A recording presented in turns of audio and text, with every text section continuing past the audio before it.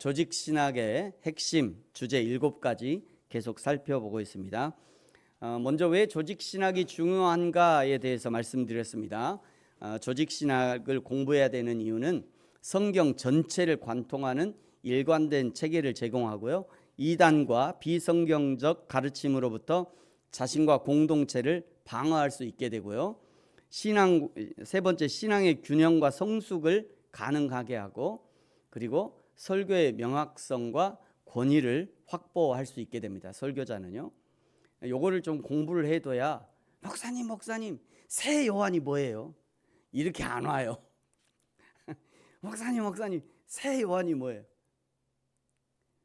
그 어디서 이상한 그 신천지에 가갖고 꼭 그런 거 배워갖고 신기한 거 배웠다고 목사님 새 요한, 좀 그런 거 공부해놔야 돼요. 공부해야 그거 아이고 또 어디서 또 이상한 거 이렇게 그냥 넘어가지. 그래? 그런 게 있어? 어디서 가르쳐줘? 이러고 안 넘어가요.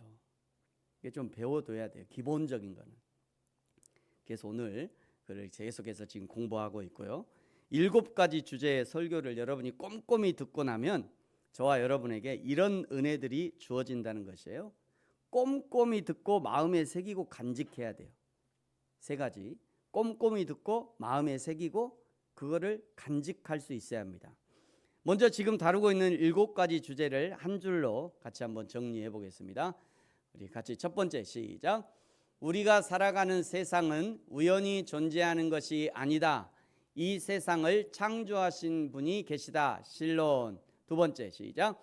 하나님이 만드신 세상의 중심에 인간을 두셨는데 그 인간이 주인이신 하나님을 배반하고 죄인이 되었다. 인간론. 세 번째 시작. 죄로 결정된 인간을 불쌍히 여기사 예수 그리스도를 통해 구원의 길을 여셨다. 기독론, 그리스도론. 이제 요것까지 지난주까지 여기까지 배웠죠. 예수님이 누구신가를 알려면 예수님이 가신 길과 그리고 그가 행하신 일들을 보면 알 수 있다 말씀드렸습니다. 예수님이 가신 길은 첫째가 비하의 길이었어요. 낮아짐의 길이었죠. 그래서 예수님을 닮은 사람은 끊임없이 낮아져요. 끊임없이. 정말 예수님을 닮은 사람은 낮아질 수밖에 없어요. 왜? 예수님이 그 길을 가셨으니까요. 진짜 예수님을 닮은 사람이라면 부교육자가 밥 먹고 나서 목사님 저 신발 이렇게 안 돌려놨다고 화 안 내요. 부교육자가 목사님하고 같이 식사하고 나서 얼른 가서 목사님 신발을 돌려놔야 되는데 어디 네가 게을러 갖고 말이야 목사님 신발도 안 그런 얘기 안 한다고요. 어디 목사님이 밥 먹고 지금 나왔는데 빨리 차 시동 걸어놓고 준비하고 있어야지. 뭐 목사님보다 더 식사를 늦게 하고 나오면 그래갖고 부교육자는 이렇게 안 한다고요. 진짜 예수님을 닮은 사람이면 그냥 미안한 마음이 들지. 내가 더 좋은 거 못 사줘서 미안하네. 나랑 같이 사역해줘서 고맙네. 자네가 수고가 많구만. 이렇게 얘기하지. 어디 부교육자가 네가 다 받는 돈이 얼만데 그 따위로 해갖고 그런 얘기 안 한다고요. 진짜 예수님을 닮은 사람이라면 예수님이 낮아지신 것처럼 낮아져야죠.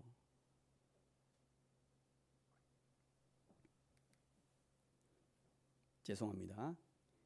예수님이 하늘 보좌를 떠나서 인간으로 태어나시고 고난을 당하시고 십자가에 죽으시고 장사 되심까지 이것이 예수님이 낮아지신 길이었어요. 두 번째는 승귀의 길이었죠. 죽음에서 부활하시고 승천하셨고 하나님 우편에 앉으셨고 마지막 날에는 심판의 주로 재림하셨습니다. 예수님이 하신 일은요, 선지자로서 말씀과 말씀이신 자신을 우리에게 주셨고요, 제사장으로서 우리의 죄를 사해 주셨고, 그리고 왕으로서 우리를 보호하시고 인도하시는 사역을 감당하셨습니다. 이것이 세 번째 기독론, 그리스도인론에 관한 내용이었습니다. 조직신학 7주제 네 번째 같이 읽죠. 시작. 구원자 그리스도를 알게 하시고 하나님의 구원에 동참하도록 인도하는 존재가 성령님이다. 성령론, 오늘 이제 성령론에 대해서 살필 거고요. 5번째 시작. 인간 구원은 죽어 구원으로 끝나지 않고 하나님의 성품에 참여하는 데까지 성장해야 한다. 구원론. 6번째 시작. 구원받은 인간은 교회 공동체를 통해 하나님의 백성으로 성장해야 한다. 교회론. 7번째 시작. 교회는 예수 그리스도의 재림의 때까지 그 사명을 감당해야 하고 예수님이 다시 오시면 죄인은 지옥의 형벌로 의인은 천국의 복으로 세상을 심판하신다. 종말론. 네, 여기까지 이제 7번째 종말론까지 계속 배울 것이고요. 오늘 4번째 성령론, 성령님은 누구신가에 대해서 배워보도록 하겠습니다.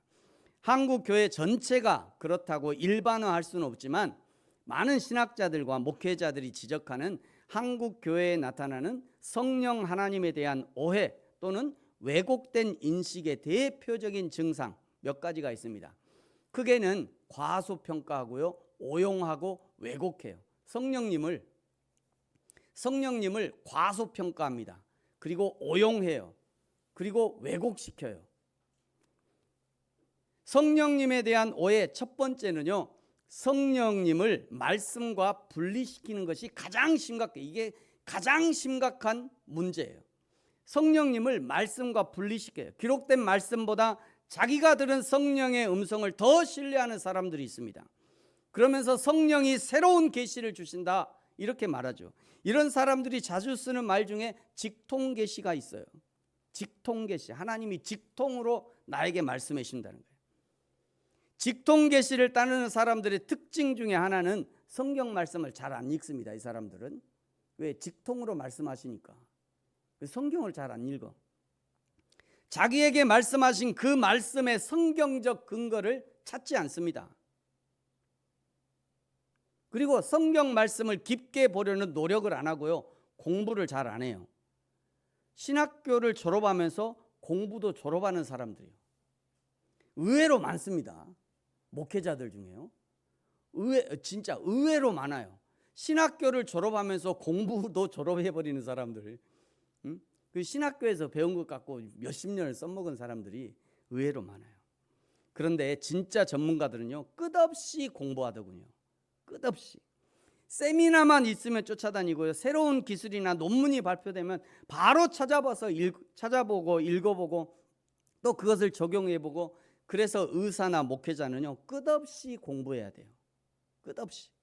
왜냐하면 의사는 사람의 생명을 다루고요, 목회자는 하나님의 진리를 전달하는 사명이 있는데 조금이라도 틀리게 적용하고 전달하면 그 생명이 위험할 수 있기 때문이죠. 성령은 진리의 영이고요, 성령은 하나님의 말씀을 통해 역사하십니다. 성령과 말씀을 분리하면 신앙이 주관적 체험 중심으로 흐르기 쉬워요. 성령에 대한 오해 두 번째는요, 성령을 능력으로만 이해하고 인격으로 이해하지 않는 것입니다. 성경이 알려주시는 성령은 단순한 힘이나 에너지가 아니라 인격적인 하나님이에요. 그런데 한국 교회에서는요, 종종이요, 성령 받았다 그러면 능력 받았다는 말로 같이 쓰입니다. 성령 받았냐? 그럼 능력 받은 걸로 이렇게 그렇게 같은 말로 써요. 또 성령 충만하냐? 그거를 기적이나 은사를 체험한 것으로 오해합니다. 성령 충만하냐? 그러면 방언하냐? 능력 받았냐? 뭐 받았냐? 이런 걸로 이게 이꼴 동일시하는 사람들이 있어요. 그러나 성령님을 만나서 능력 받고 기적이나 은사를 체험하기 이전에 인격적인 교제와 거룩의 역사가 먼저 있어야 하는 것이 핵심이라는 거예요. 어떻게 성령님과 인격적 교제를 할 수 있냐? 첫 번째는요, 말씀의 조명을 구해야 합니다. 지적 교제죠. 말씀의 조명. 성령님은 진리의 영이잖아요. 그분과의 교제는 기록된 말씀 밖에서 일어나지 않아요. 기록된 말씀 밖에서 일어나지 않습니다. 성경을 읽기 전에 성령님 이 말씀 속에 담긴 하나님의 마음을 깨닫게 해주십시오 라고 기도한 다음에, 간구한 다음에 성경을 읽어야 되는 거예요. 주일 예배나 혼자 말씀을 읽을 때도 성령 하나님, 저에게 깨닫는 마음을 주시고 말씀하신 하나님을 만나게 하옵소서 기도해야 되는 거예요. 그래서 주일 예배 와서 무슨 예배든지 성경의 말씀, 성경을 혼자 읽을 때라도 하나님, 오늘 이 말씀을 통해서 하나님 말씀 깨닫게 해주십시오, 이렇게 기도하는 거예요. 성령님과 인격적인 교제하는 방법 두 번째는요, 세밀한 음성에 순종해야 합니다. 의지적인 거죠. 의지적인 교제. 인격적인 관계에서 가장 중요한 것은 상대방의 의사를 존중하는 거예요. 일상 속에서도 문득 떠오르는 그런 선한 생각이 있을 수 있잖아요. 누군가를 격려하는 마음, 또 죄에 대한 그런 가책 등이 들 때 그 선한 생각을 성령 하나님이 주시는 생각으로 인정하고 즉각적으로 반응해야 되는 거예요. 예, 새벽에 말씀드렸는데 저희 교회에 매주 2명의 노숙자가 꼬박꼬박 찾아옵니다. 매주. 근데 원래 저랑 계획했던 사람은 수요일 날 오전에 한 분이 오기로 했고, 그리고 토요일 날 오기로 했어요. 근데 수요일 날 오전에 오신 분이 한 번 안 온 거예요. 오늘 오기로 했는데 내심 좀 기다리잖아요. 오기로 약속했으니까. 안 왔어요. 근데 금요일 날 온 거예요, 이분이. 금요일 날. 그리고 물어봐요. 아니 원래 수요일 날 오기로 했는데 왜 오늘 왔냐.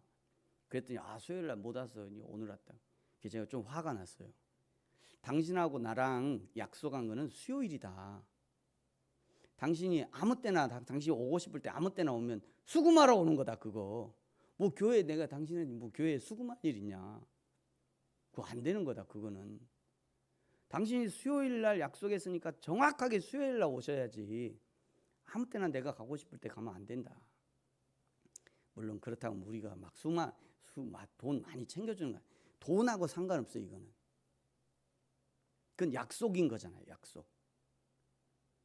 그래서 제가 이번 주에 훈계를 좀 했어요. 그러시면 안 된다. 정확하게 정해진 시간에 와라. 그러니 그것도 그 사람 훈련이거든요. 정해진 시간에 와라. 그리고 이제 그 사람 이제 갈 때 제가 이제 쥐어주고 가는 뒷모습을 보면서 다음 주에는 라면을 좀 챙겨줘야 되겠구나.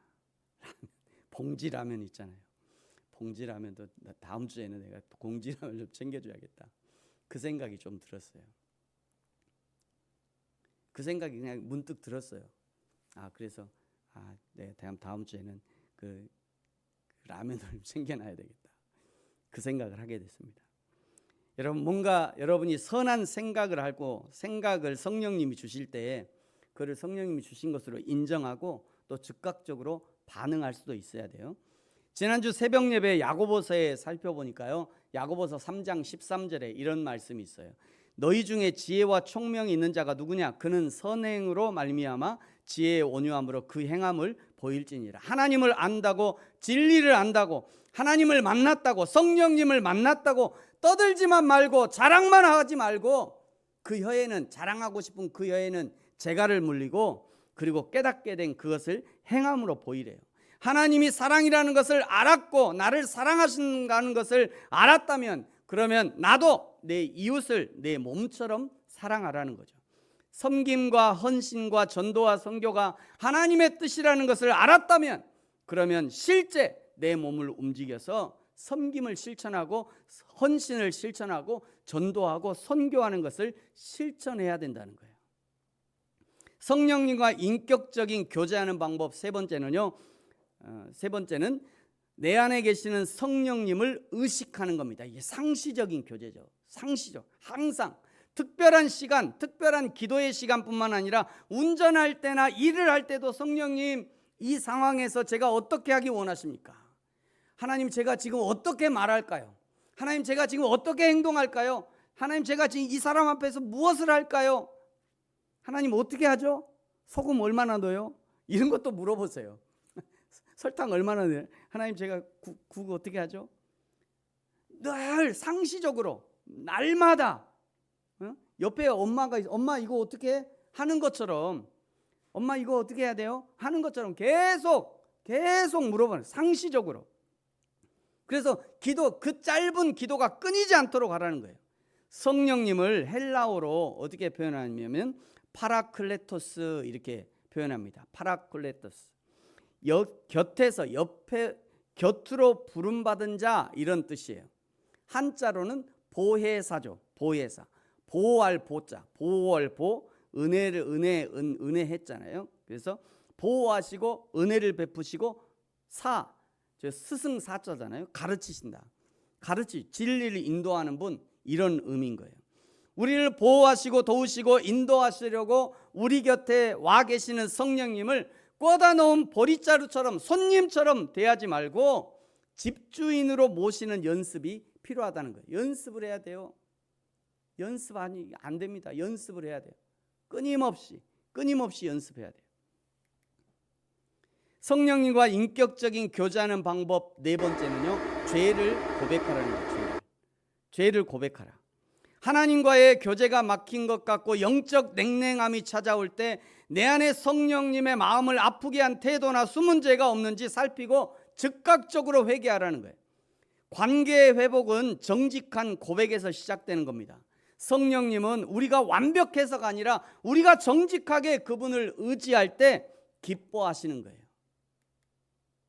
성령님과의 교제는 마치 라디오의 주파수를 맞추는 것 같아요. 이게 주파수가 맞지 않는 게 자국만 들리는데 정확히 맞으면 이렇게 깨끗한 소리로 들리잖아요. 못 들으셨어요? 다시 한번 들려드려요? 한번 더 들려야지. 그래서 그런 것이 도리라고 생각했습니다. 그렇지만은 그 시간을 저는 결코 그러니까 하나님과 주파수가 맞지 않으면요 시끄러워요. 내 심령도 시끄럽고요. 하나님과 주파수가 맞지 않으면 주파수가 맞지 않는 교회는 얼마나 시끄러운지 몰라요. 자기 목소리만 내니까 시끄러워. 교회가 시끌시끌해. 근데 하나님과 주파수가 딱 맞으면요 깔끔해요. 깔끔해. 군더더기가 없어 그냥. 순종은요 정확하고 명확하게 들린 하나님의 음성을 실제 내 삶에 살아내는 과정, 그 과정을 순종이라고 하는 거예요. 성령에 대한 오해 세 번째는요 성령의 사역을 은사 중심으로만 보는 것입니다. 방언이 터지고 치유가 일어나고 예언을 중얼거리고 기적이 일어나야 성령의 사역으로 오해한다는 거예요. 그래서 대부분의 한국 교회에 성령이 들어간 집회는요 대부분 방언합니다. 성령 집회 가보세요. 성령 집회 가보면 대부분 방언을 하고 치유를 하고요. 주여 삼창 주여 막 속이 뒤집히도록 주여 소리를 통성기도 하고. 통성기도 한번 시켜놓으면 그 기도가 언제 끝날지도 몰라. 그러나 성경은 은사보다 성령의 열매를 더 중요하게 말씀합니다. 갈라디아서 5장 22절 23절 같이 한번 읽을까요? 시작. 오직 성령의 열매는 사랑과 희락과 화평과 오래 참음과 자비와 양선과 충성과 온유와 절제니 이 같은 것을 금지할 법이 없느니라. 9가지 은사 중에 마지막에 절제가 있죠. 마지막에 절제가 있는 것이 중요합니다. 8가지 은사는 절제라고 하는 이 베이스 위에 발휘되어야 하는 거예요. 사랑도 절제가 필요하더라고요. 사랑도 절제가 필요해요. 뜨거운 사랑이 절제함으로 발휘되면 그 사랑은 공동체를 따뜻하게 하는 등불이 되지만 절제 없는 사랑은요 모든 것을 태워버리는 화마가 돼요. 어떤 남자가 그러더라고요. 제가 직접 들었어요. 어떤 남자가 자기는 온 세상 모든 사람을 사랑한대. 장가 갔을까요? 안 갔을까요?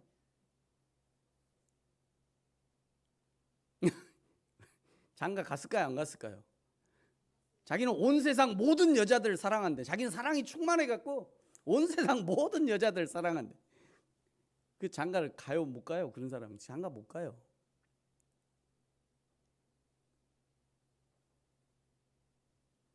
그것도 절제가 필요해요. 사랑도. 열심과 충성이 절제되지 않으면 광신도가 되어버려요. 열심도 절제해야 되고요, 충성도 절제해야 돼요. 먹는 것도 절제하지 않고 먹으면 비만이 되어서 내 몸이 상하게 되고요, 콜라나 사이다나 카페인 음료들을 절제하지 않고 먹고 마시면 자신이나 상대방을 살인하는 죄에 속할 수 있습니다. 노동이나 오락도 절제하지 못하고 과도하게 하면 자신이나 상대방을 살인하는 죄가 돼요. 이런 부분을 지난주 수요일에 배웠잖아요. 대요리문답 133문부터 쭉 배웠는데 106계명에 살인하지 말라라는 부분을 살펴보면 명확히 알 수 있어요. 제가 문자 보냈으니까 이거 한번 여러분 자기 스마트폰에서 한번 봐보세요. 지난주 수요일에 공부한 거. 갈라디아서 5장에서 성령의 열매를 소개하면서 그 다음 구절이 매우 의미심장합니다. 여러분 24절 25절 앞에 나옵니다. 같이 읽죠. 시작. 그리스도 예수의 사람들은 육체와 함께 그 정욕과 탐심을 십자가에 못 박았느니라. 만일 우리가 성령으로 살면 또한 성령으로 행할지니. 아멘. 성령으로 살면, 하나님으로 살면 하나님의 공유의 속성을 담게 되어 있다는 거예요. 하나님이 사랑이시니 사랑의 열매가 맺을 수밖에 없는 거죠. 하나님이 기쁨이시니 기쁨의 열매를 맺을 수밖에 없는 거예요. 콩 심는데 콩 나고 팥 심는데 팥이 나는 거예요. 성령님이 내 안에 계시는데 다른 이상한 열매, 거짓의 열매, 불충의 열매, 게으름의 열매, 폭력의 열매를 맺을 수 없는 거죠. 그러니까 여러분 자신을 아주 가만히 냉정하게 꼼꼼히 자기 자신을 한번 살펴보세요. 내가 지금 무슨 열매를 맺고 있나? 내가 맺고 있는 그 열매가 내가 어떤 나무인지 어떤 사람인지를 알려주는 거예요. 자기 자신을 잘 살펴보세요. 나는 과연 어떤 나무인가? 그리고 나는 어떤 열매를 맺고 있나? 성령에 대한 오해 네 번째는요, 성령의 역사보다 인간의 감정을 성령으로 착각하는 것이에요. 한국교회 집회에는요, 때로는 그냥 분위기를 고조시키고 쿵쾅쿵쾅쿵쾅 템포 있는 막 음악 빨리 하고. 제가 청년 때 제가 19살인가 20살인가 그때부터 이제 교회 앞에서 이게 찬양 인도를 했어요. 기타 치고 찬양 인도를 했는데 반석교회라고 근처에 없어요. 저기 인천에 있는 교회인데 20살 청년이 뭘 알겠어요. 이게 찬양 앞에서 찬양 인도 했는데 찬양 인도를 하면 꼭 사모님이 저 뒤에 서갖고요 막 빨리 하라는 거예요. 박자를 빨리, 나는 하나 둘 이렇게 하면 저기서 막 박자를 빨리 하라고.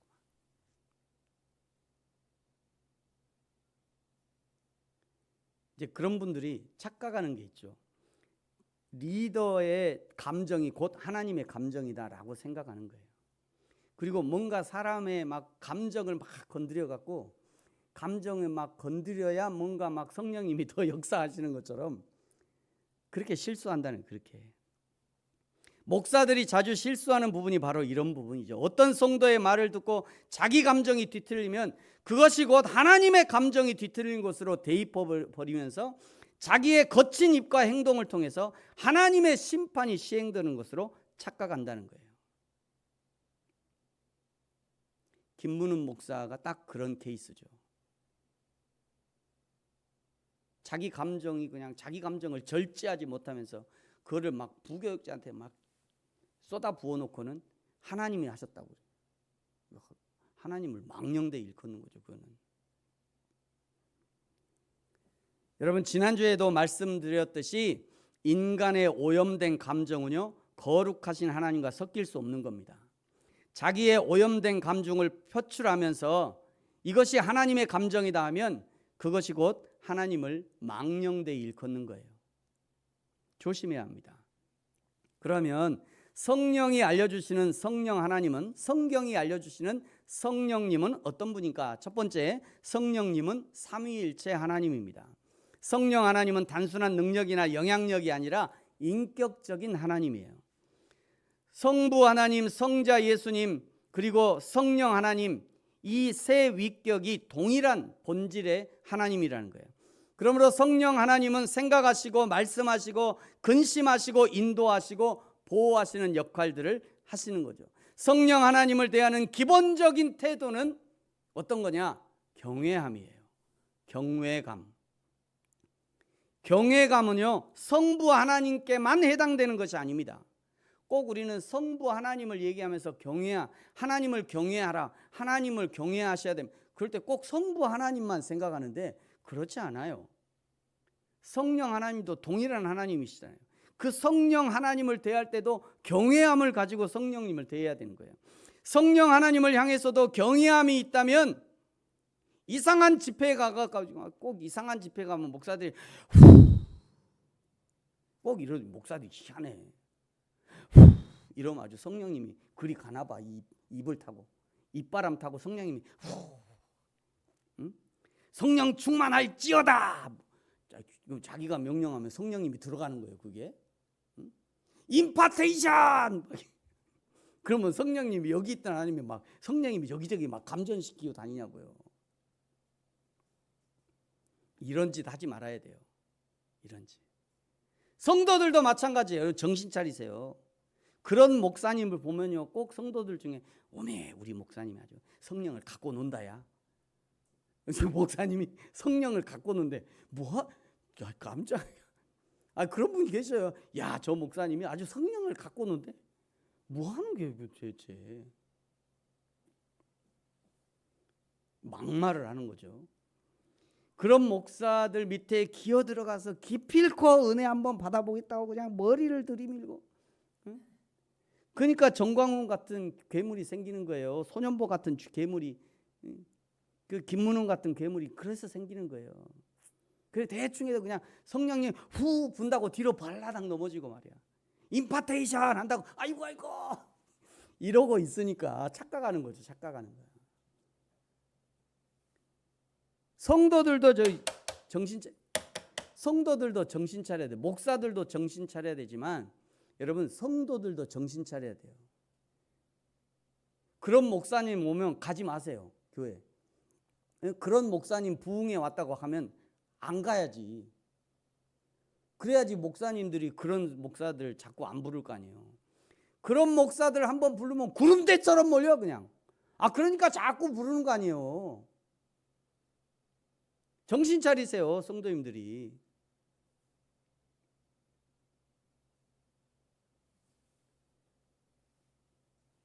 성경이 알려주시는 성령님은 어떤 분이냐? 두 번째는요, 성령님은 말씀을 통해 역사하십니다. 성령님은 말씀과 분리되어 역사하지 않아요. 그래서 성령님이 하시는 사역은 첫째 성경을 기록하시고요, 둘째는 성경을 깨닫게 하시고, 세 번째는 성령을 통해 믿음을 일으키시는 거죠. 그래서 이렇게 말씀드려도 좋을 것 같아요. 성령 충만은 말씀 충만이다. 성령 충만은 말씀 충만이다. 성령 충만을 기쁨 충만이라고 하는데 말씀이 없는 기쁨은 헛것이다. 성령 충만을 은사 충만이라고 하는데 말씀이 없는 은사는 헛것이다. 그거. 성령 충만을 능력 충만이라고 하는데 말씀이 없는 능력은 이단 사이비로 가는 지름길이에요.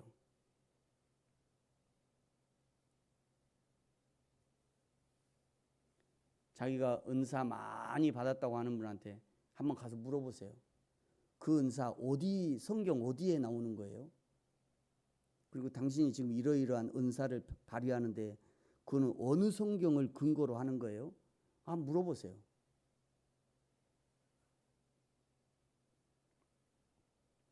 세 번째, 성령은요, 얘기했죠. 세 번째, 성령은 그리스도를 드러내십니다. 성령의 가장 중요한 사역은 예수 그리스도를 높이는 거예요.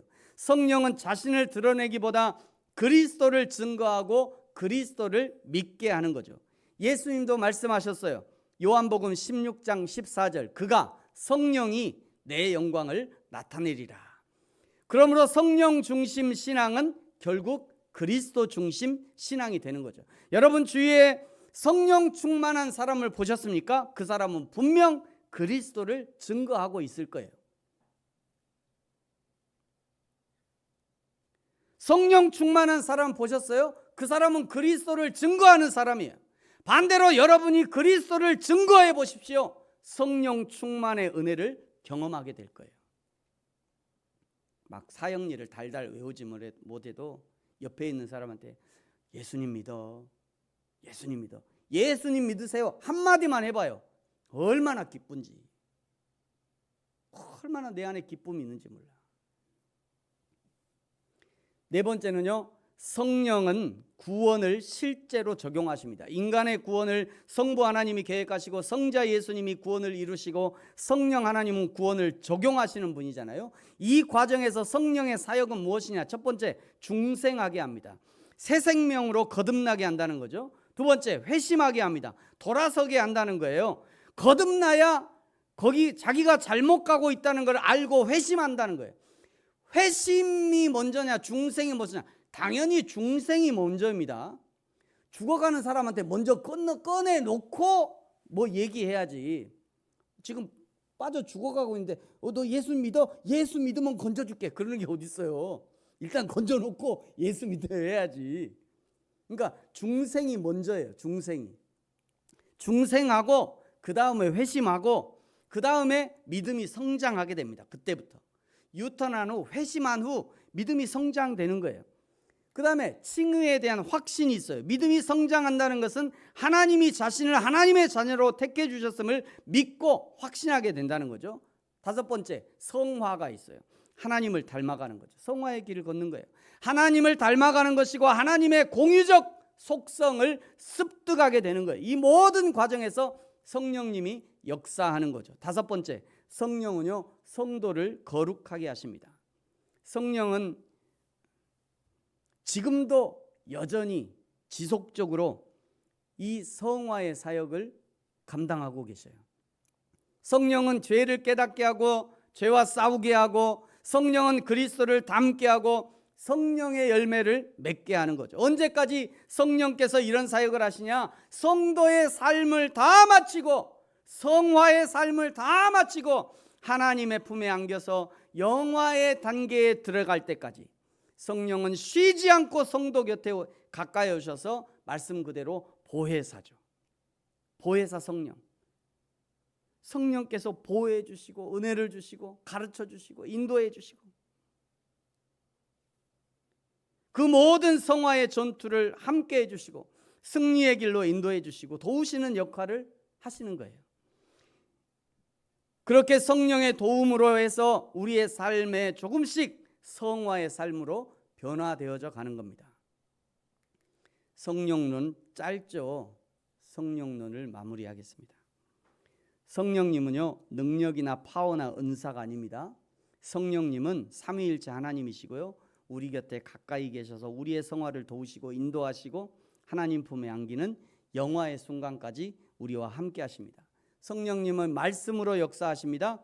그러므로 성령 충만은 말씀 충만이에요. 성령님은 예수 그리스도를 증거하십니다.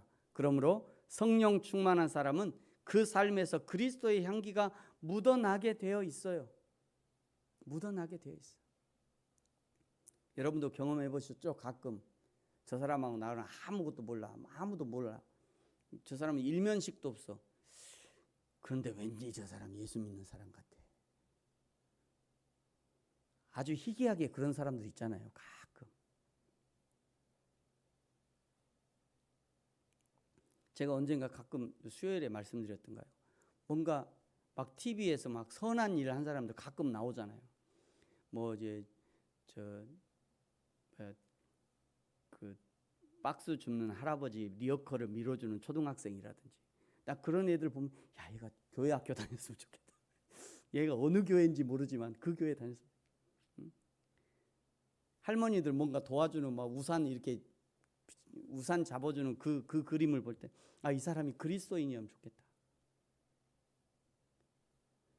내 안에 예수님이 계시면 내 안에 성령이 계시면 자연스럽게 그렇게 예수 그리스도의 향기가 바라게 되는 겁니다. 지금도 내 곁에 나의 손을 잡아주시고 내 삶을 인도하시고 내 심장의 고동으로 나를 교훈하시고 그 성령 하나님의 손을 단단히 붙잡고 하나님의 나라에 이르기까지 이 성화의 경주를 완주해내는 저와 여러분이 되어지기를 예수님의 이름으로 축복합니다. 기도하겠습니다.